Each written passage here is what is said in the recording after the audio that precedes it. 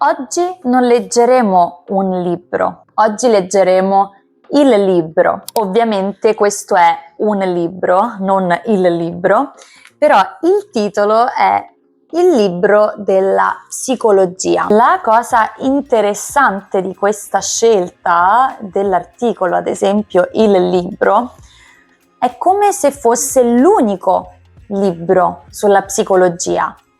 E ovviamente non è così. Hey, benvenuto o benvenuta, bentornato o bentornata sul canale. Oggi vi porto questo libro perché leggeremo insieme. Spero con questa lettura tu possa migliorare il tuo italiano.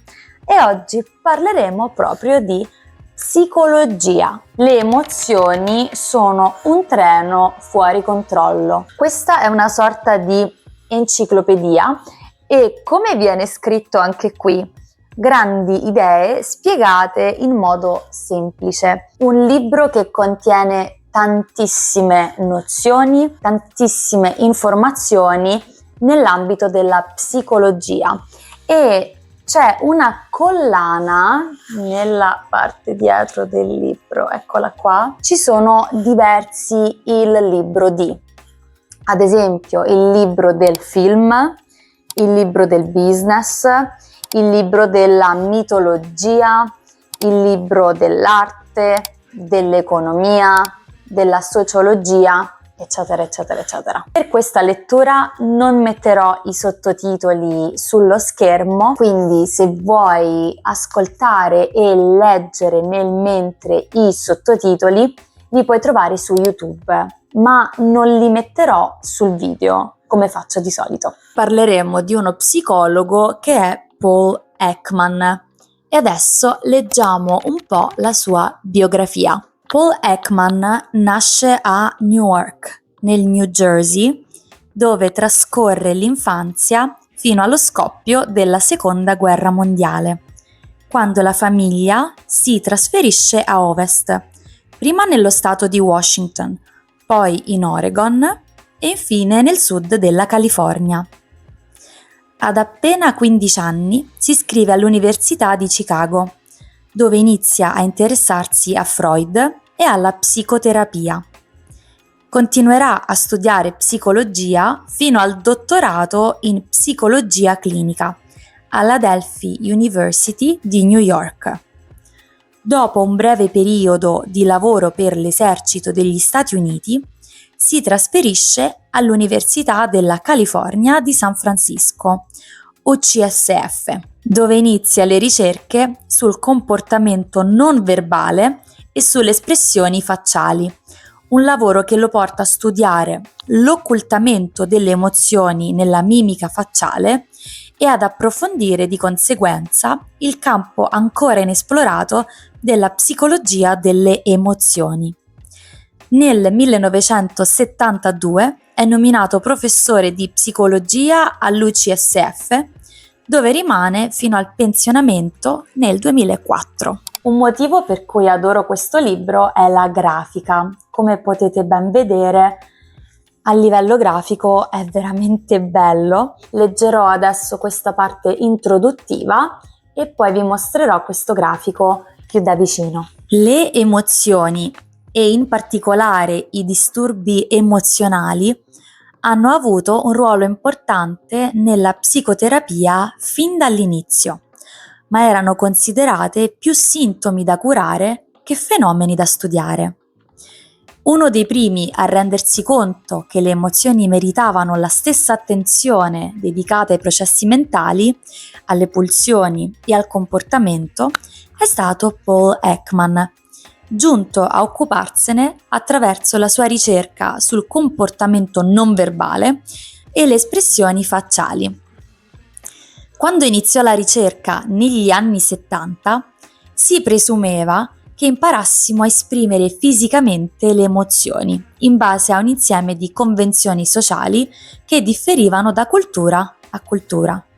Ekman si recò in ogni angolo del mondo, prima per fotografare gli abitanti dei paesi sviluppati, come il Giappone e il Brasile, e poi la gente che viveva in luoghi quasi inaccessibili, senza radio né televisione, come le giungle di Papua Nuova Guinea. Scoprì che gli appartenenti a quelle tribù erano in grado di interpretare le espressioni facciali come chiunque vivesse nei paesi più globalizzati, il che fa pensare che le espressioni facciali siano prodotti universali dell'evoluzione umana. Qui abbiamo una rappresentazione di 6 emozioni che vengono chiamate primarie. Un altro esempio di qualcosa di primario sono i colori. Il rosso, il giallo e il blu sono i colori primari e mischiando i colori primari otteniamo ad esempio l'arancione o il verde, che invece sono colori secondari. Quindi quando parliamo di qualcosa di primario è un po' come se fosse all'origine di tutto. Qui nelle 6 emozioni primarie abbiamo rabbia, disgusto, paura, felicità, tristezza, sorpresa. In italiano diciamo provare un'emozione. Ad esempio, io provo rabbia, io provo disgusto, io provo paura. Questi sono i nomi delle emozioni. E poi a noi nel quotidiano servono di solito gli aggettivi. Ad esempio, se io provo rabbia, sono arrabbiato o arrabbiata.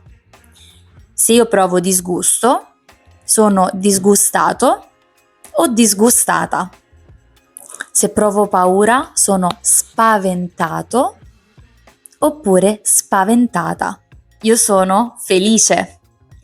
Felice è sia maschile che femminile. Stessa cosa per triste, sorpreso, sorpresa. Nei commenti scegli uno di questi aggettivi e dimmi che cosa ti rende felice, triste, disgustato, arrabbiata, sorpreso. Fammelo sapere giù nei commenti. E adesso leggiamo il nuovo paragrafo. Le emozioni primarie. Ekman ha riscontrato 6 emozioni primarie: rabbia, disgusto, paura, felicità, tristezza e sorpresa. E per la loro onnipresenza ha concluso che debbano essere importanti per la nostra struttura psicologica. Ha osservato che le espressioni facciali legate a queste emozioni sono involontarie.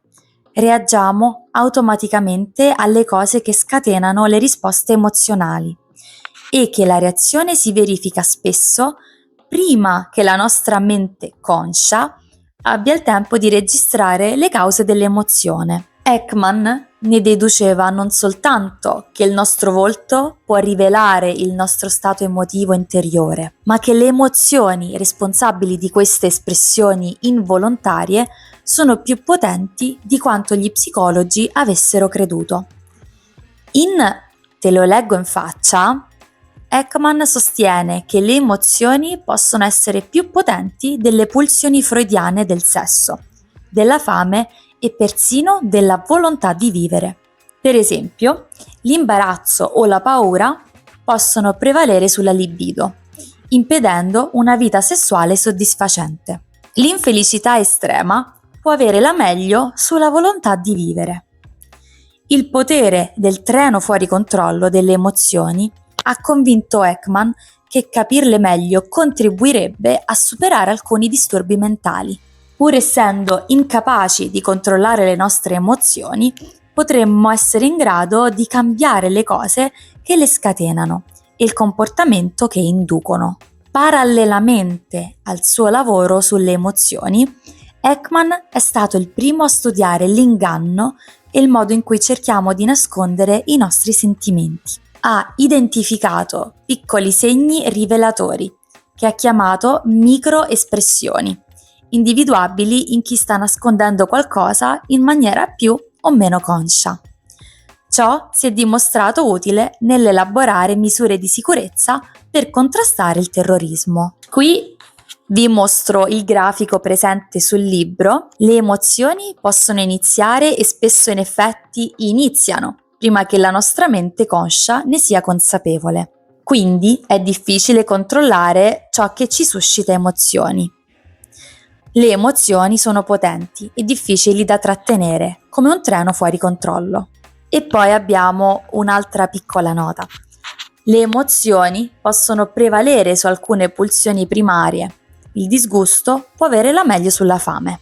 Spero che questo episodio vi sia interessato e abbia suscitato felicità e sicuramente spero non disgusto. E se vi è piaciuto e se vi piace questo format fatemelo sapere giù nei commenti.